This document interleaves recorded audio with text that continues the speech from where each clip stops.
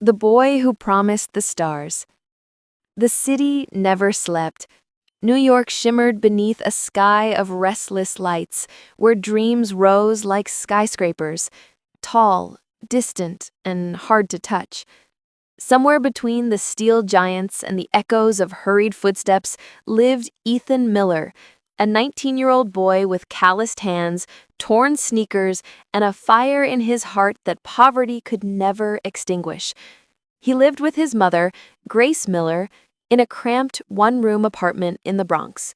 The walls were thin, the heater barely worked, and every night the city's sirens sang their sad lullaby through the cracked window. But Grace would always smile, saying softly, "As long as we have hope, Ethan, we have everything." She worked double shifts at a diner, pouring coffee for strangers who never looked her in the eye, wiping counters until her hands turned red from detergent. Her dream was simple. She wanted her son to study, to live a life where his name meant something, a life she could never have. Ethan, however, knew how hard it was to dream when you barely had enough to eat. He worked part-time at a mechanic's shop after school, fixing engines, cleaning oil spills, and saving every cent he could. But still, it was never enough. Every night he saw the tiredness in his mother's eyes, the kind that sleep couldn't heal. One evening, as snowflakes drifted down the street and the city lights blurred through the cold, Grace sat beside Ethan on their old sofa. She took his hand and said, "Do you remember what you promised me when you were 10? Ethan smiled faintly. "That I'd buy you a big house one day." She chuckled softly. "Not just a house, my dear. I want to see you become someone the world remembers, not for money, but for heart." Those words carved themselves deep into his soul. The next morning, Ethan woke before dawn. He stared at the cracked ceiling and whispered to himself, "I'll make it happen, Mom, no matter how long it takes." The world outside was harsh. The rent was due, bills piled up, and Grace had fallen ill recently, a cough that refused to go away. She hid it well, but Ethan noticed. He always did. He started skipping lunch, pretending he wasn't hungry, just to save money for her medicine. At the mechanic's shop, his boss, Rick, a rough but kind-hearted man, noticed his dedication. "Kid," Rick said one day, handing him a rag, "you've got hands that fix more than cars. You fix hope. Don't waste that." Those words stayed with Ethan. He began to dream again, not just of money, but of purpose. Late at night, after his shift, Ethan would sit near the window, watching the lights of Manhattan flicker like promises. He'd study online courses using a second-hand laptop someone had thrown away. Coding, business, design. He tried everything, failing again and again, but never giving up. Then came the winter storm, the one that changed everything. It was a night colder than memory. Grace collapsed at work. The hospital lights were cruel, bright, and silent. The doctor's words cut like glass. "Her lungs are weak. She'll need long-term treatment." Ethan's world fell apart. The bills were impossible. Insurance? None. Savings? Gone. He sat by her bed, holding her frail hand, whispering, "You'll be okay, Mom. I promise. I'll find a way." But inside, fear screamed louder than hope. Days blurred into nights. Ethan worked more, slept less, ate almost nothing, but the hospital wanted money, and fast. He started taking odd jobs, cleaning streets, delivering food, carrying boxes through the snow. One night, while delivering a pizza to an uptown office, he looked through the glass walls. Businessmen in suits, laughter, glowing screens, success everywhere.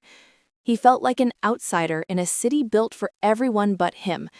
Yet that night, something sparked. He noticed a quote on the office wall. "The people who are crazy enough to think they can change the world are the ones who do." Ethan read it again and again, the words burning through his exhaustion. That was the night he decided he wouldn't just survive, he would build something. He began teaching himself coding at night, using free Wi-Fi outside cafes. He watched videos, studied projects, and spent hours writing lines of code that didn't work, until one finally did. Each small success felt like a victory against the city itself. Months passed. Grace's condition worsened, but she never complained. When Ethan came home late, she'd always smile, weak but proud. "You're doing something big, aren't you?" she'd whisper. "Not yet," he'd reply, brushing her hair back. "But I will, for you." One rainy evening, Ethan's laptop crashed. All his progress gone. He sat there defeated, staring at the dark screen, the raindrops racing down the window like tears he refused to shed. But then he remembered his mother's voice, soft, strong, unbreakable. "As long as we have hope." He took a deep breath and started again. Then, out of nowhere came a chance. A small startup posted an online competition for young developers. Create an app that changes lives. The prize? $10,000 and an internship in Manhattan. It felt impossible, but it was all he had. For weeks, Ethan barely slept.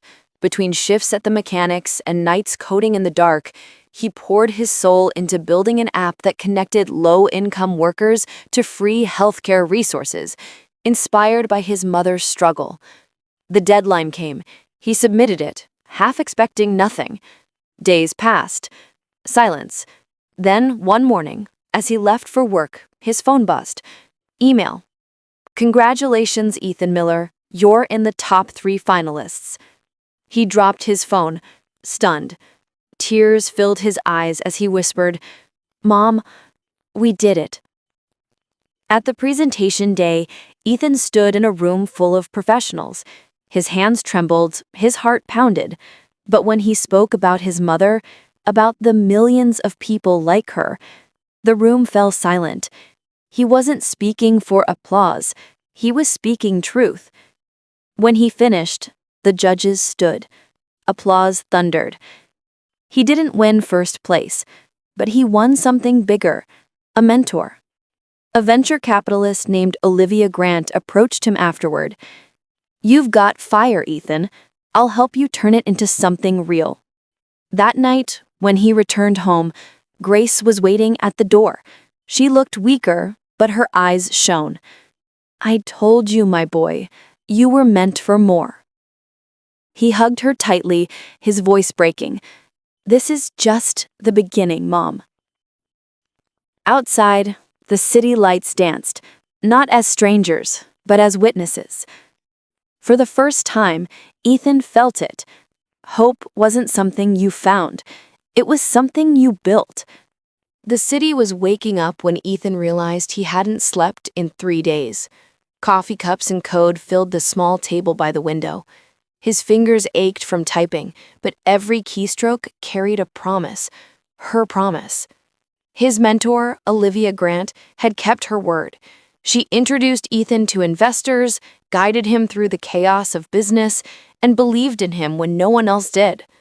Under her guidance, Ethan began building HopeLink, a free digital platform connecting low-income families to healthcare, emergency support, and charitable hospitals.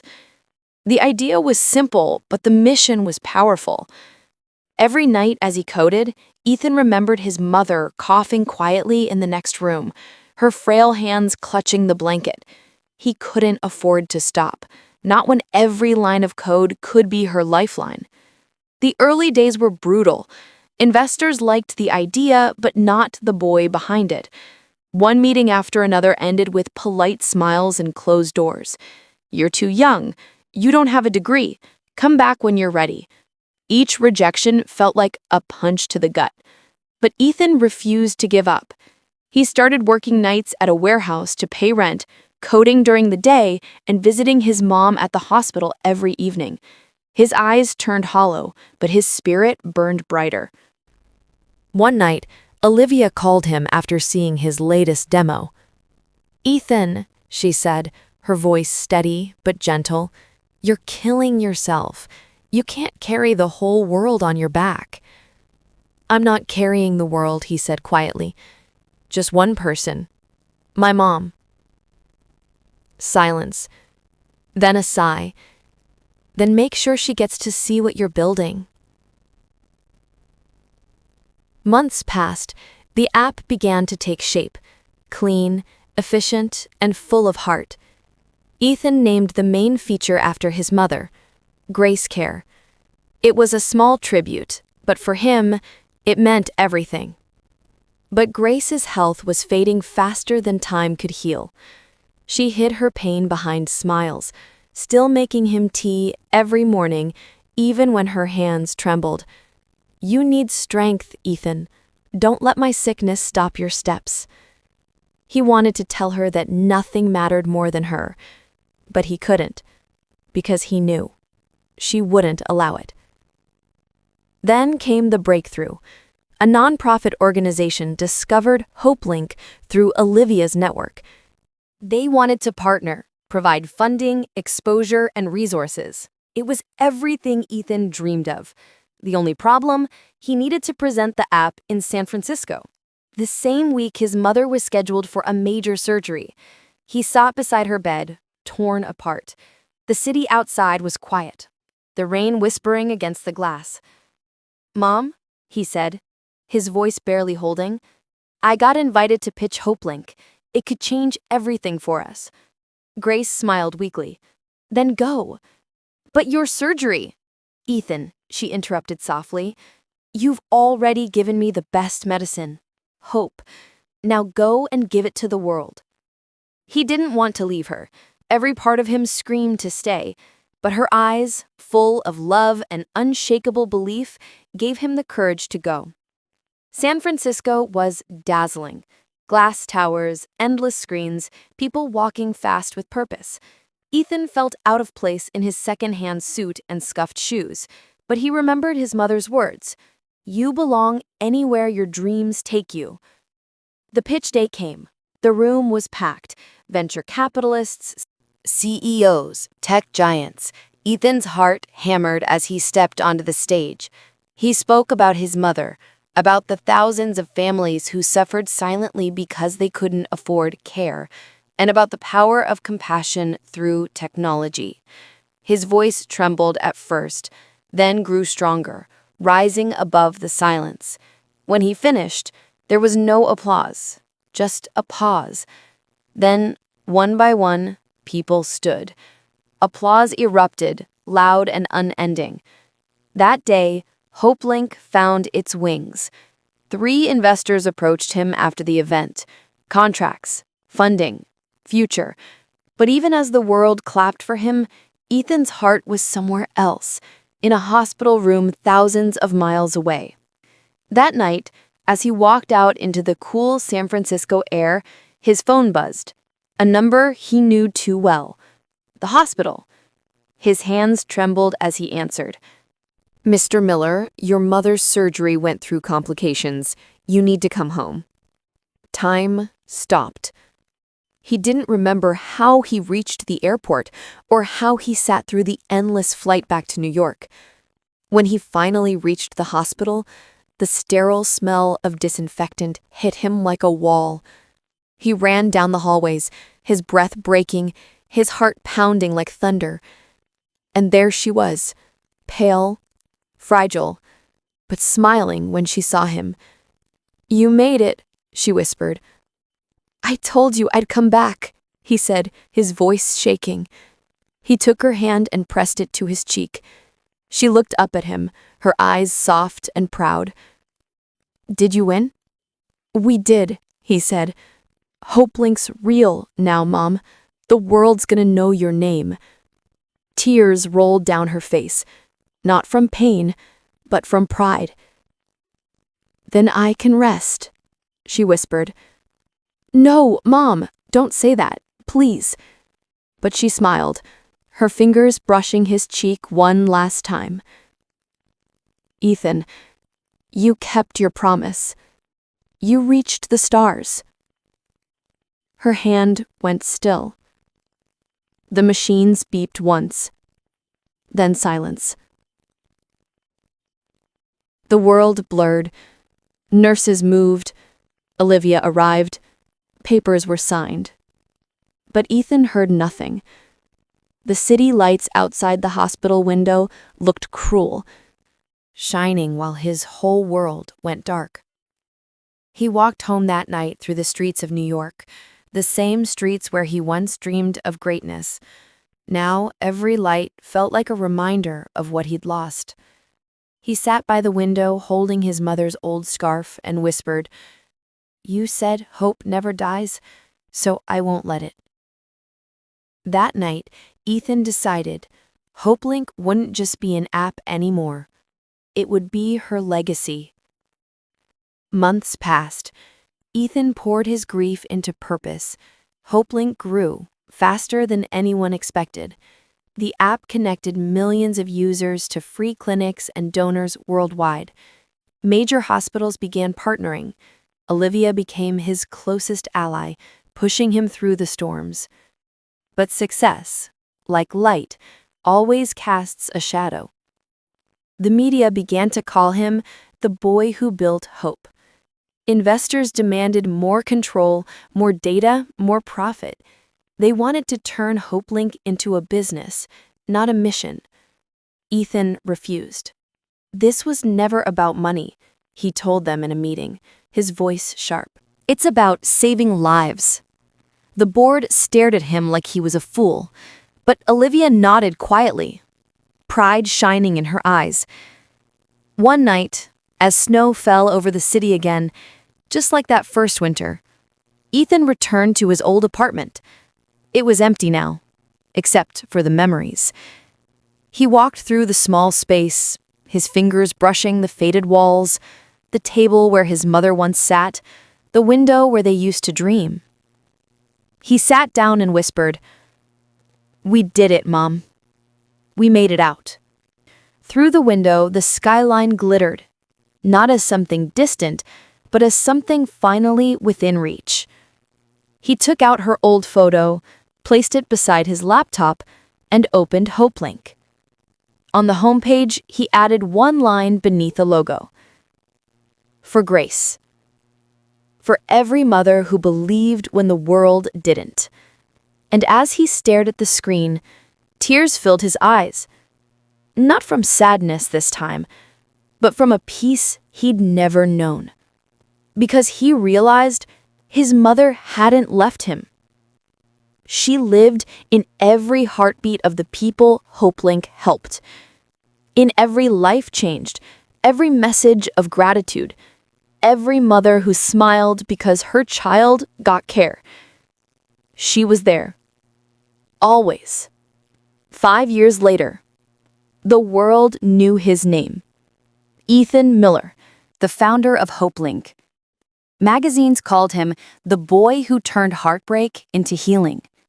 TV anchors called him the new face of compassion in technology. But for Ethan, none of it mattered as much as the quiet mornings when he'd look out at the city skyline and whisper, "We did it, Mom." HopeLink had grown beyond anything he ever imagined. What started in a cramped Bronx apartment was now a global movement. Millions of users across countries, partnerships with hospitals, charities, and governments. Families who once had nothing now had access to care, guidance, and dignity. But success came with a price. Ethan's days blurred into meetings, flights, interviews, deadlines. His nights into silence, the kind that echoed with the sound of what he'd lost. He had everything the world admired: money, fame, purpose. But he missed the one person who'd never asked for any of it: his mother. "She believed in you," Olivia replied, "and now the world does too." There was a pause. "You know," she continued, "your story, it's inspiring millions. But Ethan, have you forgiven yourself?" He looked away. For what? For not being there when she left. He closed his eyes. The memories stabbed like glass. The beeping machines, her last smile, the silence that followed. "I'll never forgive myself," he whispered. "I left her to chase a dream." Olivia stepped closer. "And because you did, her dream came true." "Ethan, grief isn't meant to be erased. It's meant to be carried." Her words sank deep, like sunlight finding its way through storm clouds. Later that night, Ethan drove back to the Bronx.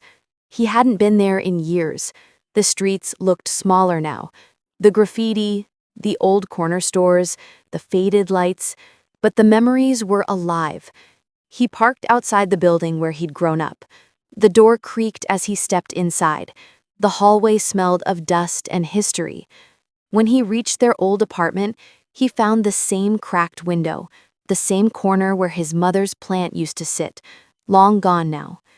He stood in the quiet, feeling the ghosts of laughter, of tears, of dreams whispered into the night. And then he smiled. "We made it out, Mom, but I had to come back to say thank you." He placed a small framed photo of her on the windowsill and whispered, "This is still home." The next day, Ethan attended the HopeLink Global Summit, a grand event in Times Square where world leaders and doctors gathered to celebrate the platform's success. Cameras flashed, reporters shouted questions, lights blazed. But amidst all the noise, Ethan felt strangely still. When he walked onto the stage, he didn't read the prepared speech. Instead, he looked at the thousands of faces before him and spoke from the heart. "I used to be a boy from the Bronx, broke, scared, and invisible. My mother worked nights so I could dream during the day.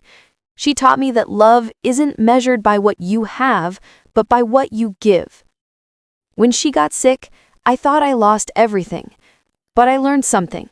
Sometimes life takes away the person you love most so you can become what they always saw in you."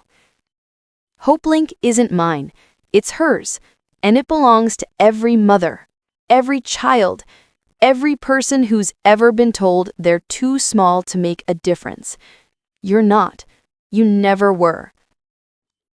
The room went silent. Then applause thundered, not for fame, but for truth. Somewhere deep inside, Ethan felt peace for the first time in years. Weeks later, Ethan decided to visit the HopeLink Community Center, a new facility in Brooklyn that provided free healthcare and education for struggling families. It was his favorite part of the project: real people, real stories. As he walked through the lobby, he saw a little girl sitting beside her mother. The girl looked up and smiled at him, a shy, warm smile. "Are you the man who made HopeLink?" she asked. Ethan knelt down, smiling back.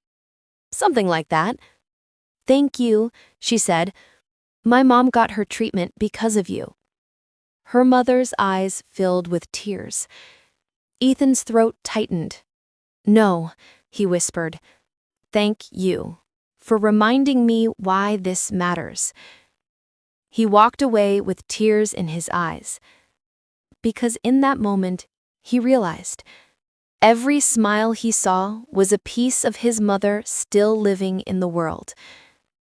That night, he returned home not to his luxury penthouse, but to the old Bronx apartment he had recently bought and restored. He sat by the window again, where it all began, watching the city lights blur into a sea of gold. He whispered, "Mom, I kept my promise. I made the world know your name. And I learned that dreams don't end when someone leaves. They keep walking, wearing your heart as their compass." He opened his laptop and wrote a letter, not for anyone else, just for her. "Dear Mom, you told me once that hope was enough to build a life. I didn't believe you then, but now I see you were right. Hope built everything. It built this app, this movement, This version of me that finally understands what you meant. I used to chase success. Now I chase purpose. And every time I see a mother smile because her child got a chance, I see you. You never left me, Mom. You just became the light I follow. Love always, Ethan. He saved the letter and placed a printed copy beside her photograph. Outside, thunder rolled softly across the sky. Rain began to fall, gentle, cleansing, endless. He smiled through the tears and whispered, "You hear that, Mom? The city's singing again."